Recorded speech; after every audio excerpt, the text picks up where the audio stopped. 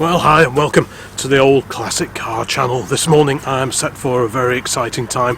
I'm off to go and admire two potentially stunning pre-war gems that I heard about only very recently.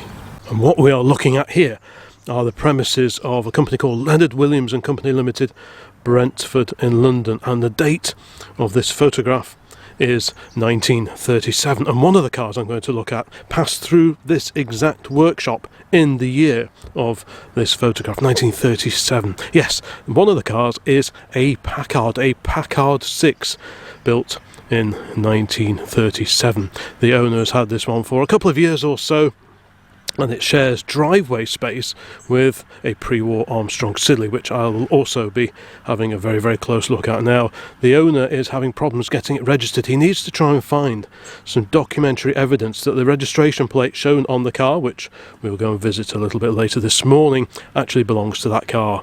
As far as we can tell, that plate has always been on there, but it is not currently registered with DVLA. And part of the reason for putting this video together is to see if we can discover any extra information that he hasn't yet found to prove that that registration number belongs on that particular car. I've got with me one of my old glasses guides to registration numbers, 1937 to 1950, this particular copy, so I'll have a look at that once we are over there. But yeah, to check out a pre-war Packard and a pre-war Armstrong Siddeley, not stored in a museum or a heated building somewhere out of the way. This on a suburban driveway. I couldn't believe it when I heard about these two rare survivors, so I'm really looking forward to popping over there this morning and taking a much closer look. The plan is to take over the Triumph Herald, give it a little bit of a run out. I've spent a little bit of time tidying up the under bonnet area, not least getting rid of the horrible stickers, the modern stickers that were on the battery. And this is a label that I saved many years ago off an old car battery that I was taking to the scrap. This label, well, this is a copy. I scanned the original, had to replace a little bit that was missing here, but this is for long life car batteries, and I thought that on there looks a whole lot more in keeping compared to all the modern stickers. Something that really grates is if you see an immaculate engine bay but a battery with all the modern stickers. So all I tend to do is on any car we've got, take all the modern stickers off, put them on the back for reference in case we ever need to sort of refer to them. But yeah, always much prefer to see a label, something like that, on a battery on a car like this.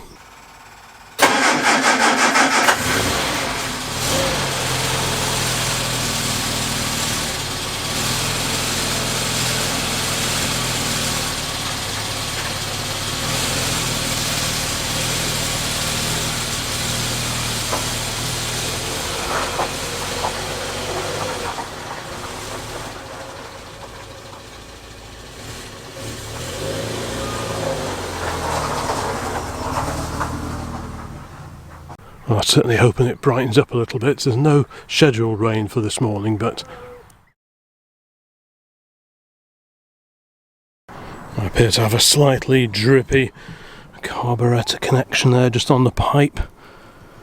It's a little bit damp around the rear float chambers, so I think we'll just have a quick look at the clamp on the pipe there. Fortunately, I remembered to bring my tools this time, which is unusual for me. Right, let's get the toolbox out. We'll just nip that up a little bit, see if we can improve that. I think all I'm going to do is nip off the end of the pipe. I think these will probably do the job, and then just reconnect it. Don't know how good these pipes are, so we'll probably look at changing them pretty soon. I think I'm in the right place.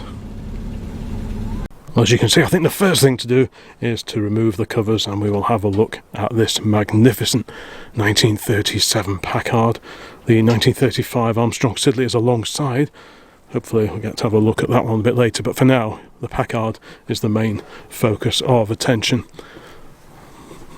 So yeah, this is built sort of late 36, early 1937. That's the registration date for this particular car, CKD 250. That is the original registration for it. Part of producing this video is to see if anyone remembers this car. It's a very, very distinctive car. It has changed hands a couple of times over the last few years, but really the idea is to see if anyone recognises this car, maybe from a little bit further back.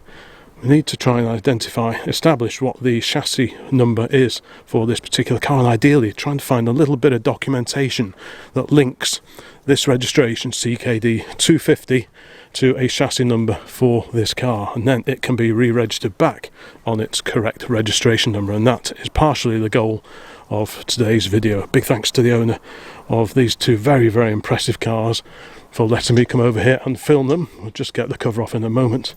But yeah, if you can help in any way with the history, fill in any of the gaps of the history of this particular car, please drop me a line and I'll pass on the details to the owner. Presumably whoever bought this back in the late 1930s, it's a Liverpool area registration, must have been reasonably well to do.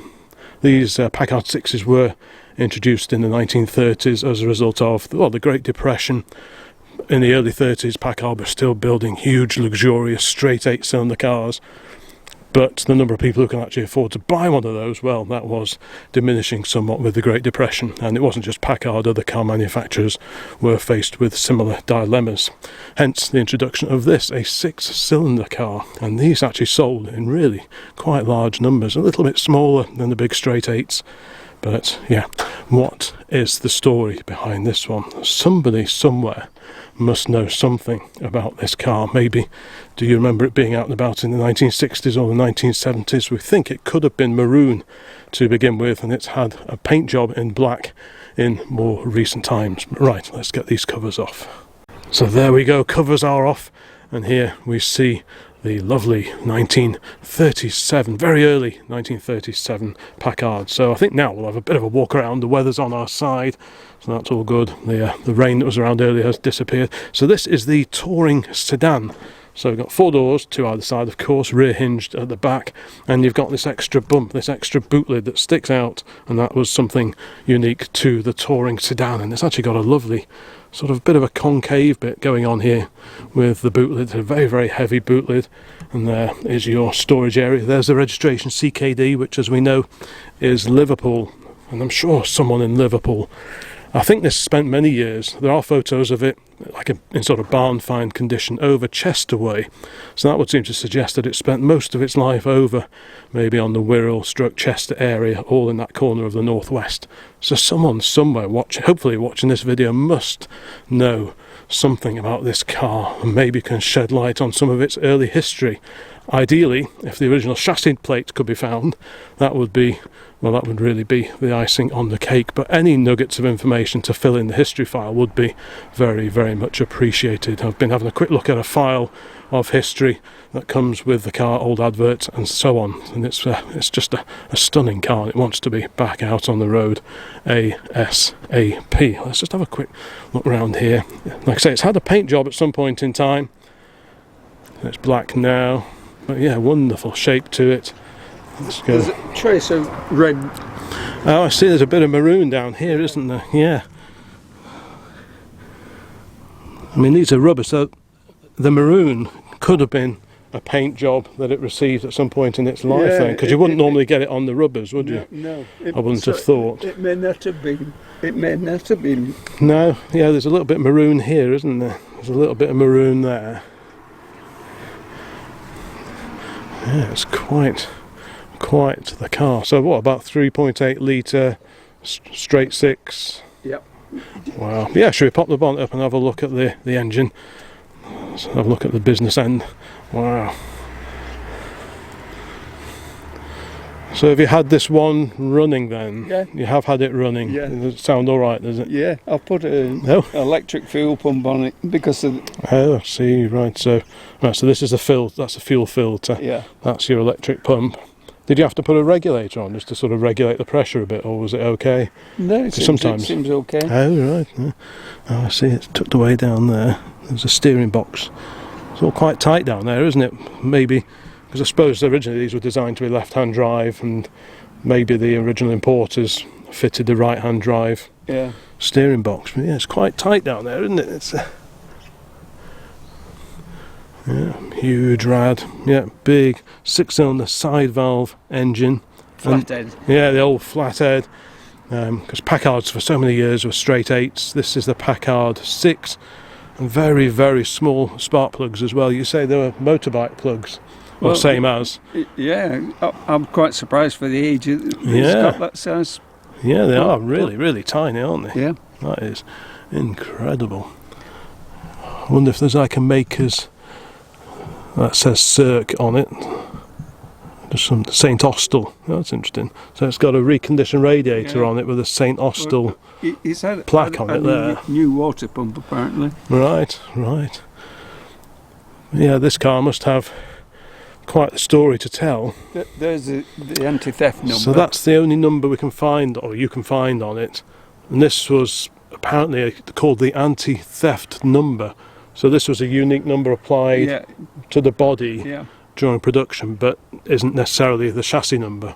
And at one time, of course, it would have had a plate on it, or on the bulkhead somewhere, with the chassis or the VIN number details on it, and that is what we need to find. Is the chassis number stamped anywhere else on the chassis of these cars? No. I'm hoping Packard experts will be able to shed a bit of light on that, but I know the owner's done a lot of research into this, and it would appear that unlike some manufacturers who did stamp numbers into the chassis directly as well as on plates, easily accessible on the bulkhead, that wasn't apparently the case with these, which is what's making it a little bit tricky to try and get the original registration number back on this car. But yeah, what a fantastic bit of kit. Very, very distinctive styling on the front of these painted radiator surrounds, and this incredible teardrop shaped headlamp, just beautiful. So we've got English Lucas lamps on this one. These look like they date to probably the late 1950s, that kind of era. 6 volt. Beautiful. 6 volt is it still? Yeah. Right. That's a very, very imposing car, isn't it?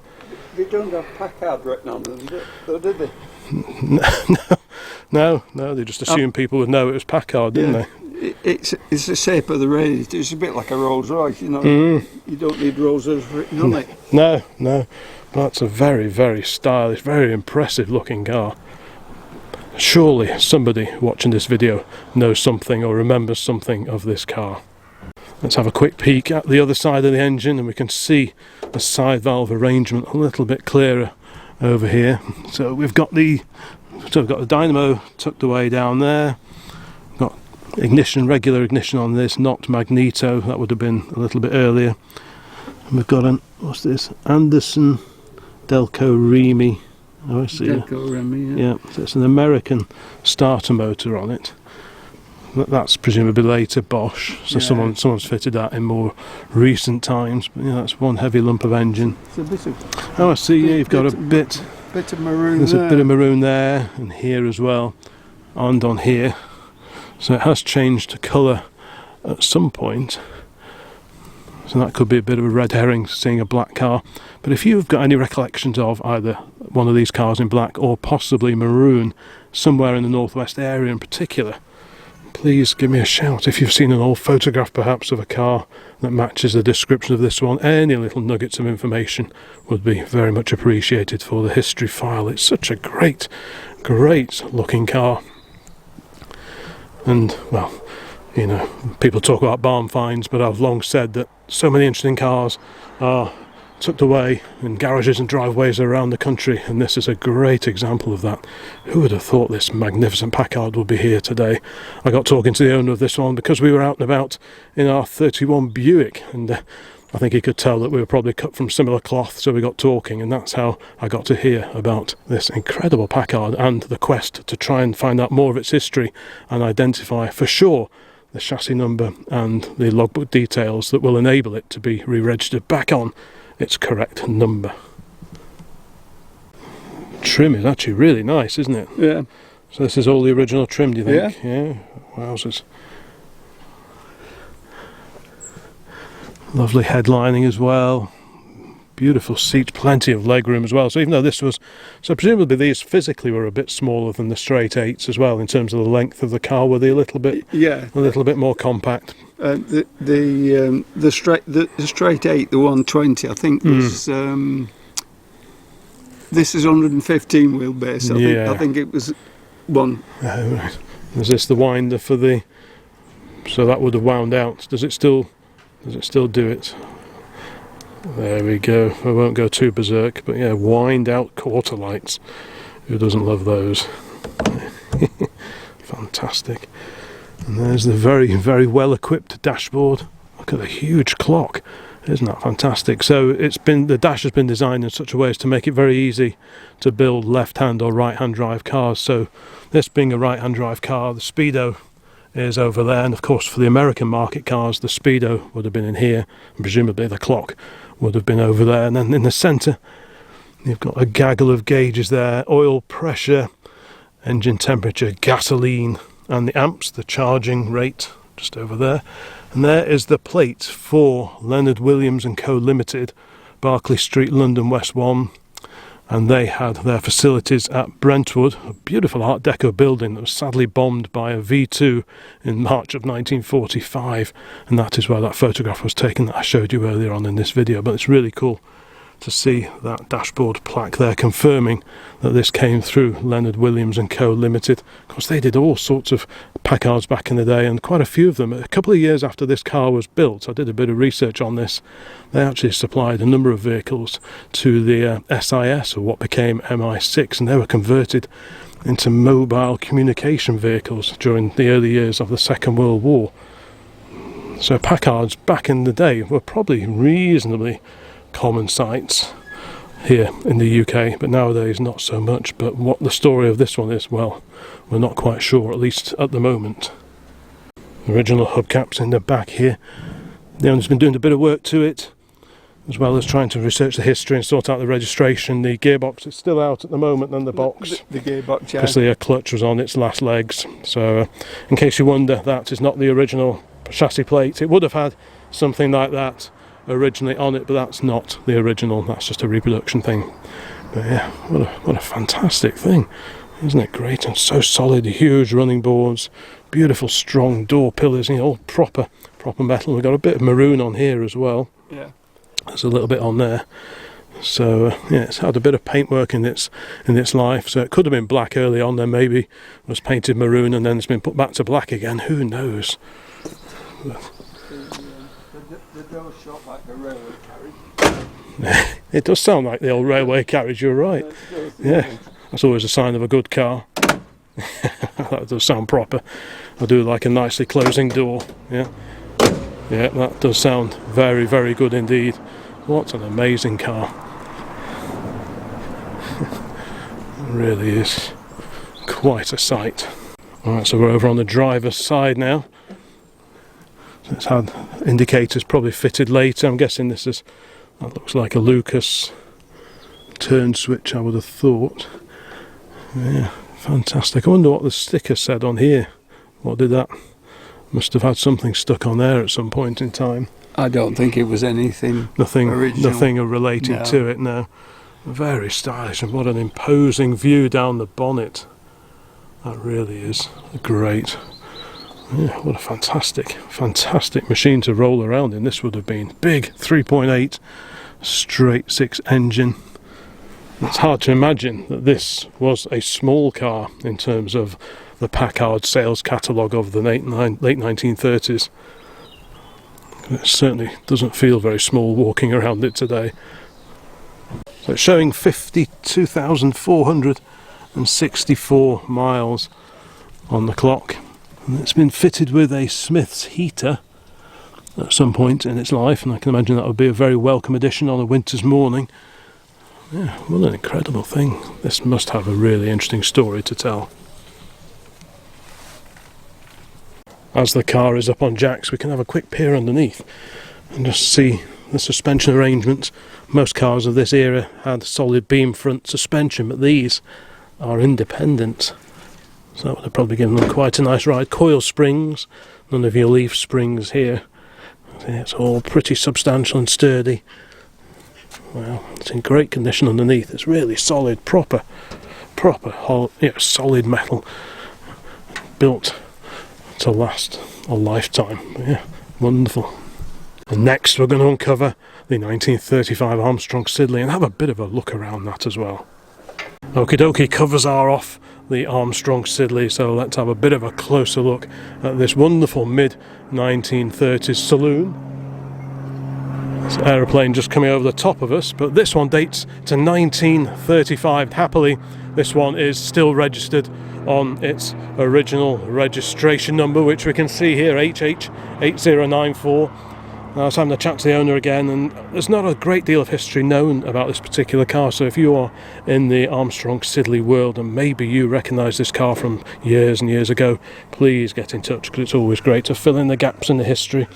You can see where, I mean, this is the original cast aluminium plate, which is just stunning, and you can see it's actually been cracked and repaired at some point in time. But yeah, that just looks, what a beautiful thing, and it's great that that has survived and is still current and attached to the car. So what is it? It's a 1935 six-cylinder Armstrong Siddeley 17 horsepower saloon, four-door saloon with the D-back to the bodywork. We'll have a look around there in a moment, but as the bonnet is off, this was bought as a project several years ago now. The radiator surround is with it, but just not fitted at the moment. So what do you think would it need for it to go back on the road in terms of getting it running again? It wants finish off with the brakes. Oh right, yes. And but you've seen it running, haven't you? oh, yeah. The gearbox and the clutch and everything. Yeah, they're okay. We don't go clutches. Oh, pre-selector, isn't it? Yes, pre-select of course. gearbox, Just like the old Daimlers and the Rileys. Yeah. So I'll have a quick peer inside in a moment. But as the bonnet is off, here we go. Very big engine. 2 point. What do you reckon? About two and a half 2.5 litre, yeah. something of that ilk. 2.3, I think. 2.3 is it? Yeah. But it's actually a huge, big engine block. And I was looking before just at the size of the big cast aluminium sump down there, and the pretty hefty oil filter housing. So this was definitely built to a quality, not to a price. You got all the original data plate on the bulkhead there, which is good to see.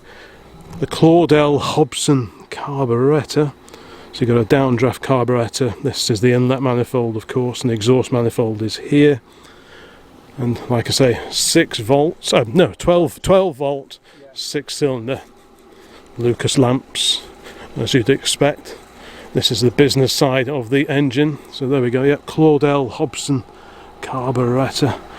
A lovely plaque on the top here, Armstrong Siddeley Motors Limited. Got the engine number, firing order 153624, tappet clearances, and so on. So we've got the water pump here, and that hangs off the back of the dynamo. So the dynamo is all built into this casting on the front of the engine. Talking of castings, a beautiful cast aluminium cooling fan there as well. You can just about see that, hopefully.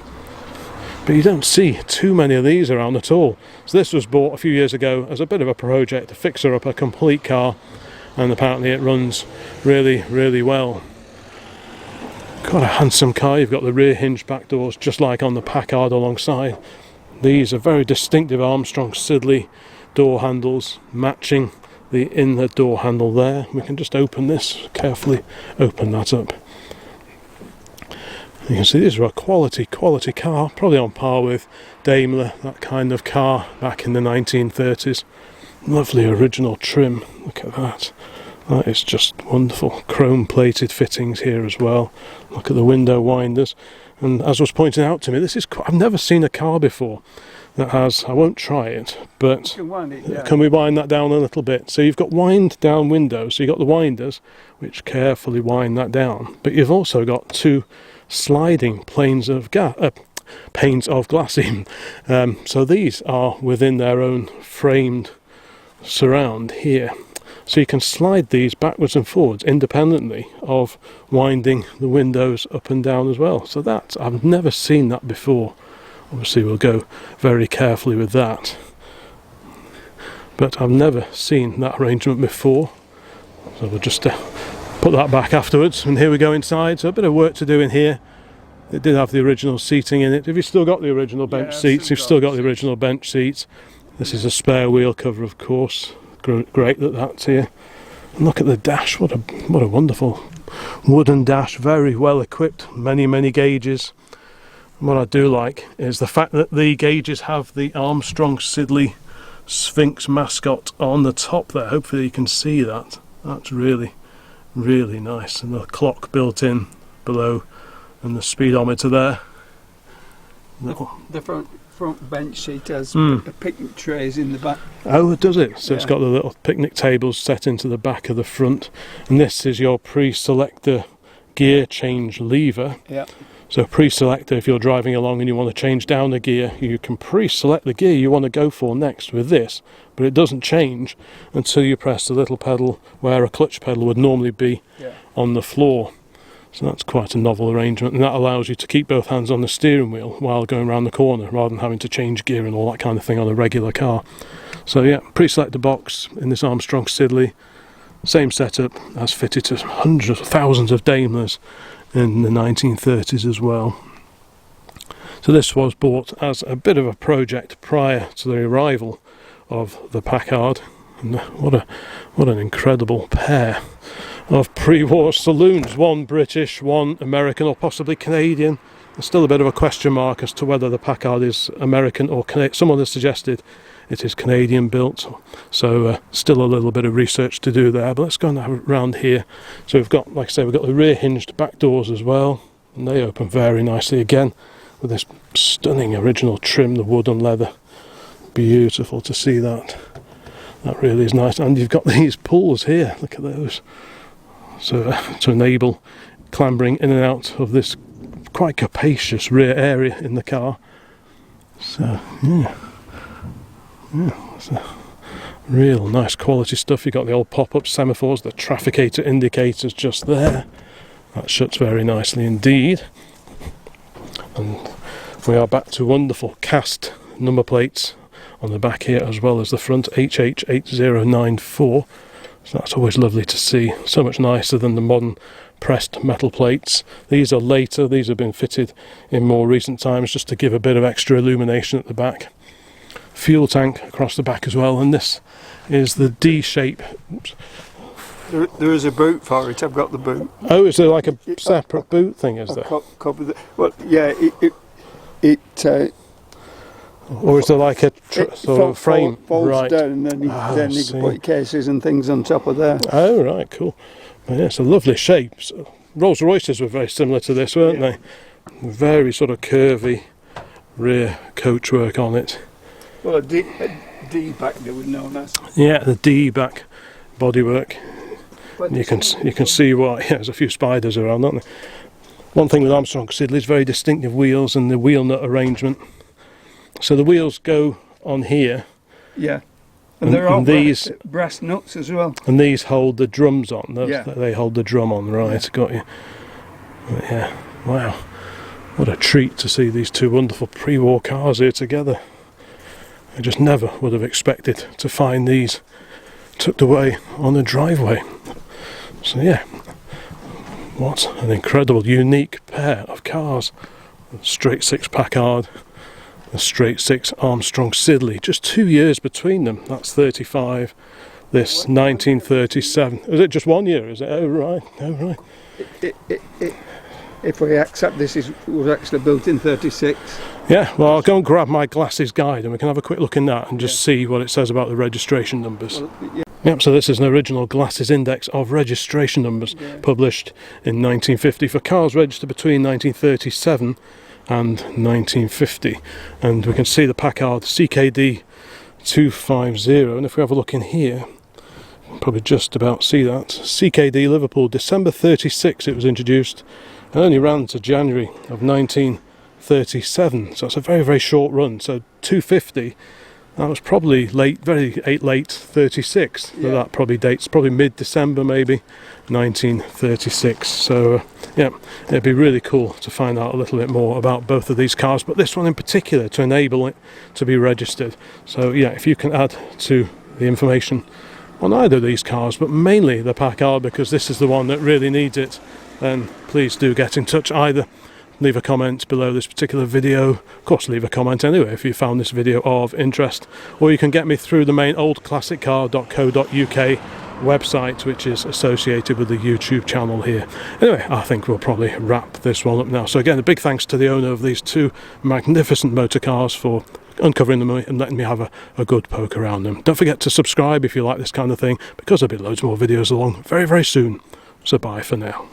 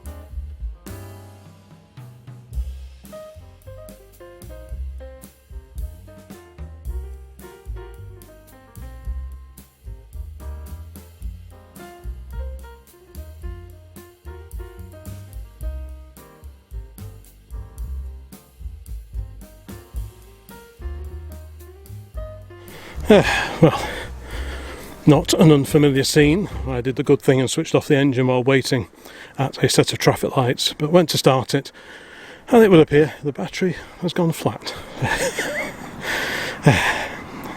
So what will we do? Right, well, I'll have to give this a bit of thought, because if I had a starting handle, I could start it on the handle, but alas, I don't think these came with a handle.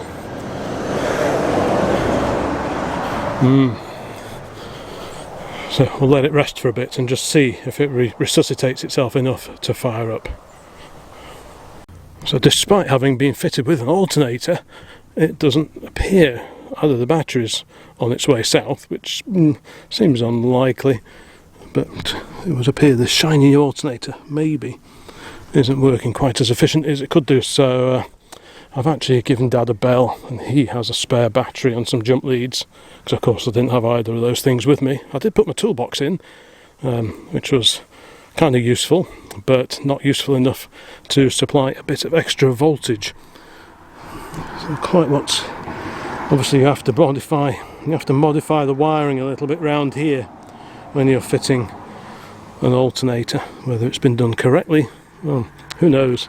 Or maybe the battery has expired. There's a little thing in there which illuminates green when it's charged up, and it was green, but not now. So there appears to be something wrong in the charging system. Anyway, hopefully it won't be too long before Dad arrives with an extra battery, a set of jump leads. We can get it going again. It's very close. It does just about turn over a couple of times, but it's not really enough to get it to start. Of course, if I was on a hill, I could just roll it down the hill and bump start it, but it's pretty flat where I am, so sadly that's not an option. Oh well. It occurs to me that this isn't actually the first time I've broken down here. Some years ago I had the fan blade come apart on the 1924 Dodge Tourer that we used to have. One of the blades went through the radiator, and I had to coast down the road just over the way here, and I ended up depositing it just in here, in this same entrance. So yeah, it's a bit of a deja vu about this one. I could do without it though. Quite why the alternator's not charging is anyone's guess, but when you get these conversions that have been undertaken, you never really know what's gone on, of course. Anyway, we'll get it going, get it running, get it back home, and then get the meter out and put it on the battery with it running and just see what's going on with the charging system. Here comes the cavalry.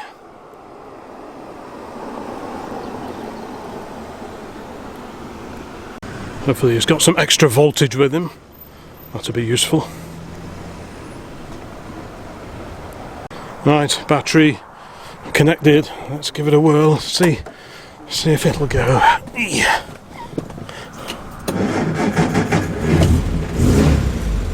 There we go. Yeah, at least it's going, eh? Oh right, get your meter. Sounds like a good idea. And I think this time I will leave it running. Right. I think I'm going to have to start carrying a spare battery around with me. All good fun. Oh, there we go. So it's only showing 12 on there, isn't it? Yeah. Oh no, which scale are we looking at? Hang on. We're on volt high, so we're on the top one, so it's only 12 volt, isn't it? 12 volts, yes, that's right. So that's not really enough, is it, for an alternator? Not really, it's not doing anything. So what should it be putting out that, about 14 and a half. 14 and a half? Well, It's not doing anything. yeah, so that's not actually doing anything. Like I said, there's been some mods to the wiring behind here, which is always exciting. But anyway, 12 volts on that. so that's showing 12 Yeah, so it's just on the battery. a static battery. Yeah. Right, right. And it's only showing 12 on the alternator. Yeah, so the alternator's not doing anything at all. No, it's not. Marvellous. No, certainly not. Now the joys of the home modification. Yeah, there we go, you see. Yeah. It's only showing It's even below 12, I think. just under 12, yeah. Yeah. So that's not charging. that's not ideal. Right, well, we're running. Thank you for that, sir. Okay, if you got time, yeah, if you got time. Then we'll just amble back to base and then have a proper look. Right, operation has been resumed, so let's get it back. This time I won't be stopping it at the traffic lights. I'll definitely have to have a look at the wiring. When you fit an alternator, you do have to make a few mods to the wiring. Now, whether they've been done correctly or the wire's fallen off, or, well, who knows. Right. Fortunately, Dad was in and available to head over with his spare battery and leads. Anyway, Dad's got to dash off now because he's got an optician's appointment, so a big thanks to him for getting me out of trouble with some extra voltage for the truculent Herald.